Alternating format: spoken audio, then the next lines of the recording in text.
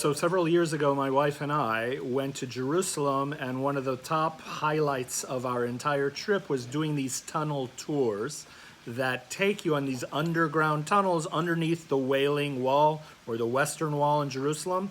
And it was phenomenal. These tunnels go and pathways go very, very, very, very deep. But the highlight of the whole tunnel tour was going all the way to the bottom of the Kotel. The Kotel is the Western Wall.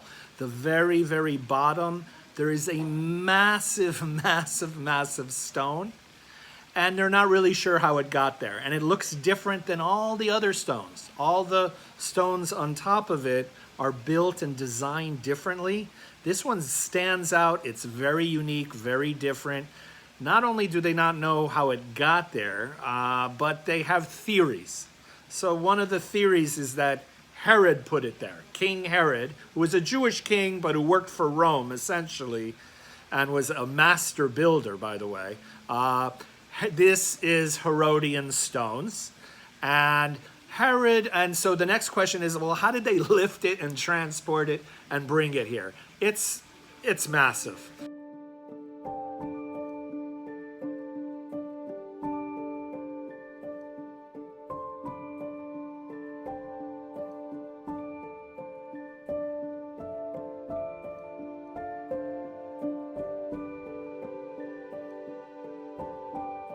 And so, well, if he didn't transport it, maybe he just cut it out of the bedrock.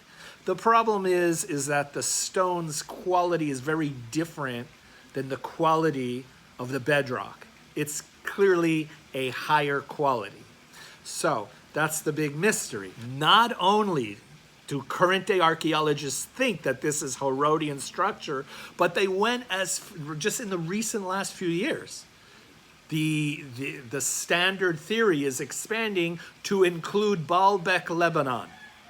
So if you go to Baalbek, Lebanon, there are what I call like twin stones. They are massive, the largest stones ever cut by humans, lifted by humans, and transported by humans are there in Baalbek, Lebanon, and they have no answers for where this came from, how long it's been there. Remember, stones are inorganic material, and therefore they are not subject to carbon dating, so we have no idea how old these stones are.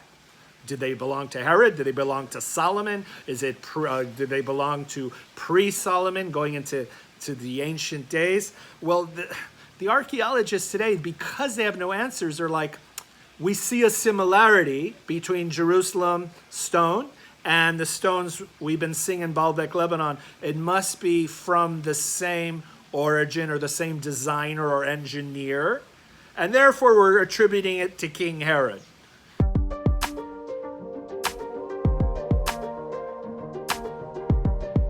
What I want to do today is give reasons why I do not think it's Herodian. And we're going to go, I'm going to just go through the analysis with you. And instead, I want to offer an alternative understanding based on Torah text, based on hints, and you can connect the dots by looking at the clues in the Genesis text. That's what I want to do with you today. So let's get started. Just because we don't have answers to a historical question about origins doesn't mean we should accept a theory that feels like it's the safest one to go with. For example, take the following photos. We see a clear distinction between building styles, materials used, methods, tools, technology, etc. But because we only know about the Incan presence in Peru, it is safer to just conclude that both distinct styles are from the same people, the Incas, because we don't have any records of anyone else. So mainstream narrative in Peru has yet to give a good reason why there are two distinctly different architectural styles seen in their country, not just in Machu Picchu, but all over the country. They also fail to answer the question, If the Incas were so advanced to build these advanced structures, why did they give it up in time? Meaning the older ones are the more advanced construction, but the newer are less sophisticated. Well, shouldn't it be the other way around? That progress comes with time, not the opposite? Why did the advanced construction suddenly stop? The same question could be asked about buildings of these kinds all over the world. Why did we suddenly stop with our more advanced methods? Was there an interruption of some sort? Or perhaps did the civilization change? It doesn't make sense that the same civilization would suddenly lose their high-quality masonry, tools, and styles, unless it was two different civilizations and the inferior style was added at a later date. Interesting that Machu Picchu means old or ancient mountain or pyramid. Yet the further you go back in time, you see megalithic construction that looks very futuristic. Notice the megalithic construction on the left in this picture compared to the small rough stones and clay mortar styles on the right side. This is the very, very bottom of the Kotel, the Wailing Wall or the Western Wall, the holiest site to the Jewish people, right near Temple Mount. And the conventional theory is that all three of these different layers of stone blocks are all from the same architect, Herod the Great. Just as here in Lebanon, the prevailing thought, conventional and acceptable thought, is that the bottom must be Roman and the inferior stones on top Arab. And the reason is because they don't have any other architect or builder or designer to establish the origins to. And the biggest problem with their theory is that they can't explain how. So did the Romans have advanced building technology? Well, of course they did. They took a Greek invention, the crane, and improved it. If you look in the photo, you will see multi-pulleys. That is a rope you would need in order to lift a heavy object. So basically they innovated the pulley from one pulley, which was a Greek invention, to multi, in order to lift much more weight. How much weight could a Roman crane lift? Well, if you look online, it'll say in the yellow, after upgrading and applying some modifications to the Greek crane, the Roman crane could lift up to 6,000 kilograms. And here's the math conversion for you, which is 6.6 tons. The average stone on the exposed part of the Western Wall, which is above ground, built by Herod, weighs between 2 and 8 tons, so the Roman crane would be able to handle that. But 570 tons?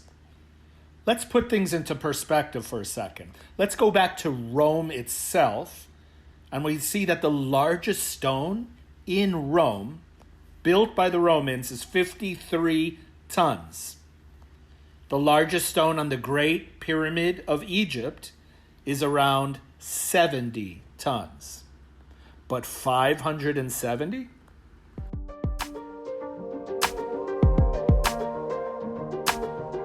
So here's another point to consider. The entire Western Wall is 1,600 feet. 1,600 feet. But only 200 feet is actually exposed above ground. That means we have another 1,400 feet underground, 7 times the height of the Kotel, the Western Wall, what it is today. 7 times more.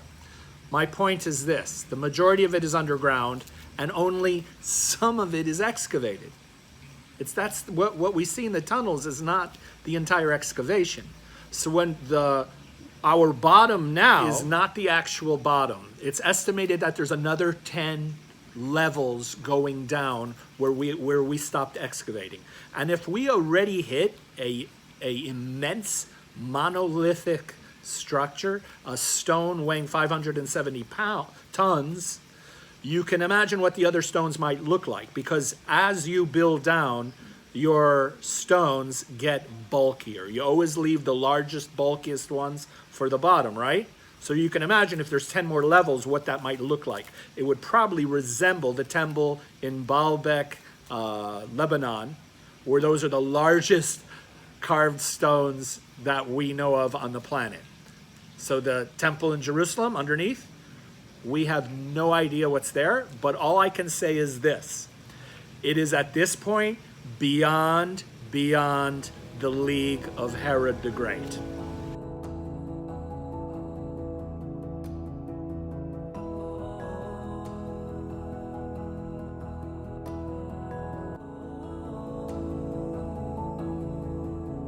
Genesis 14 might be able to point us in the right direction, because it talks about a war that happened in Canaan at the time that Abraham was living there. And Abraham wasn't involved in the war at first, but came these invading armies, 4 armies against the Canaanite city-states. There was a total of 5 different kings in Canaan that fought and lost. And as a result of losing to the invaders, a lot of their wealth was captured and a lot of harm was done. And part of the harm was that Abraham had a nephew named Lot.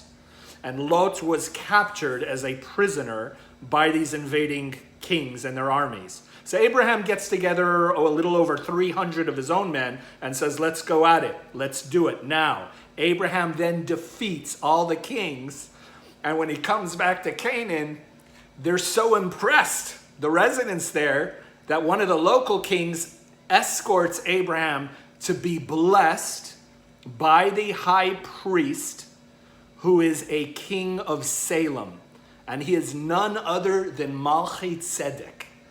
And the Torah introduces a very important figure named Melchizedek, who then, and this is what the Torah says about what happened. The text really quick.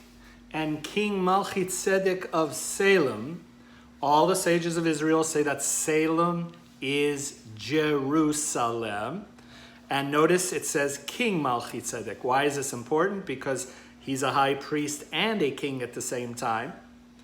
And King Melchizedek of Salem brought out bread and wine. Basically, it sounds like they're making kiddush. And he was a priest. There it goes. He was a priest of God the Most High, El Elyon. This is significant because this is a name of God, a divine name that was used in earlier generations, earlier than Abraham.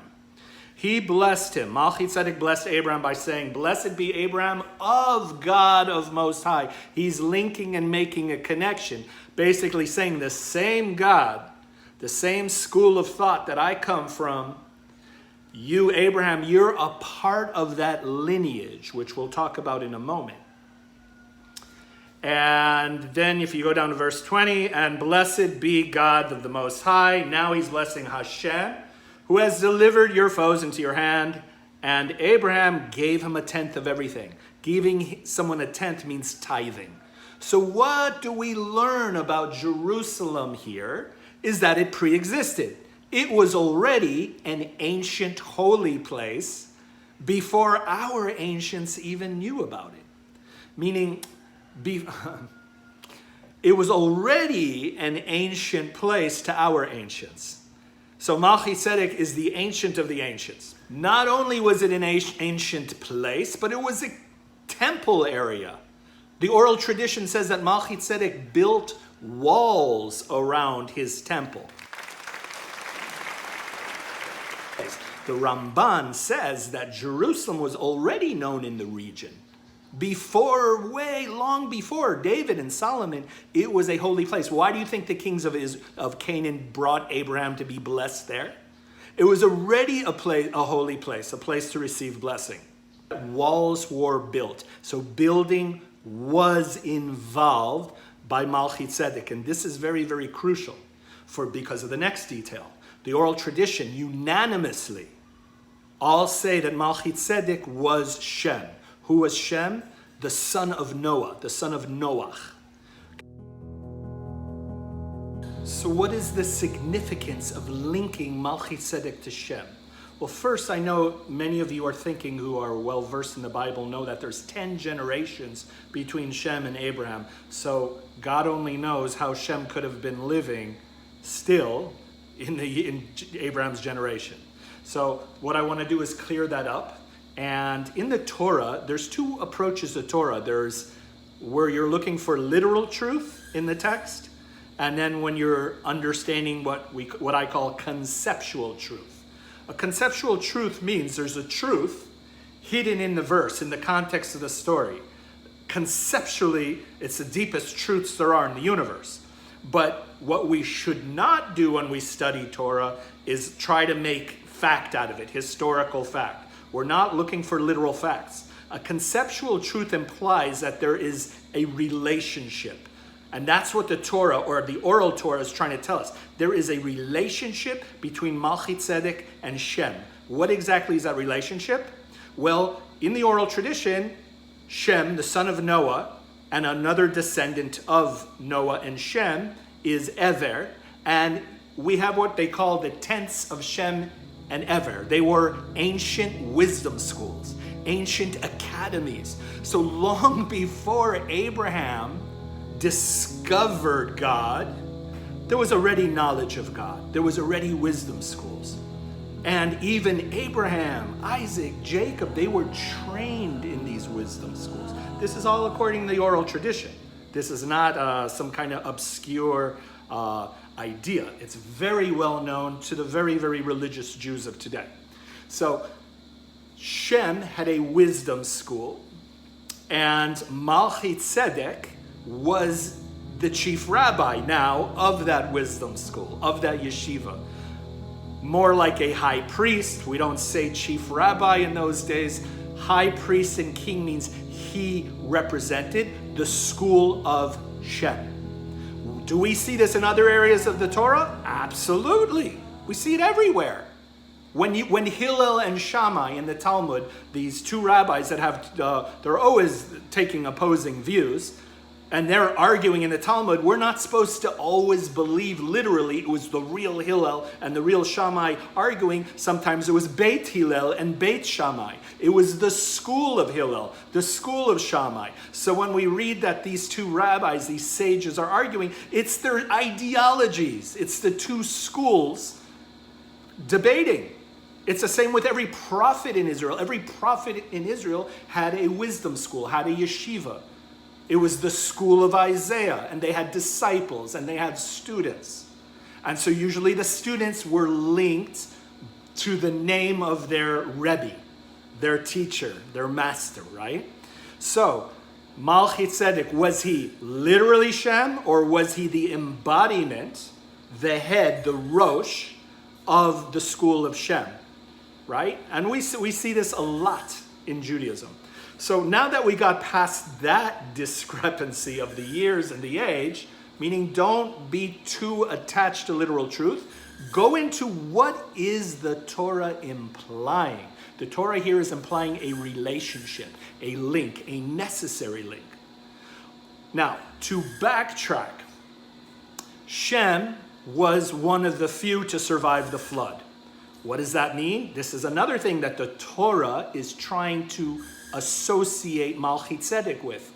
He carried secret wisdom of Shem. Shem came from before the flood, and he was an engineer. He did help his father Noah to build an ark. He was a builder, and he was an engineer. But he had the kind of technology that existed before the flood. Again, in the oral tradition of Judaism, the pre-flood generations, very advanced, but absolutely corrupt. And we all know that morality is the glue that holds the whole thing together. It is the fabric of civilization and society. You take the morality away, and society falls as it did in Shem's generation. But Shem came with that wisdom, and had a wisdom school, and had the secrets of building and engineering. So, am I implying that it was Shem or Melchizedek that put those massive monolithic structures at the base of what is today Temple Mount? No, not at all. I'm saying it's possible, but it's also possible that those huge monoliths were set there even before the flood.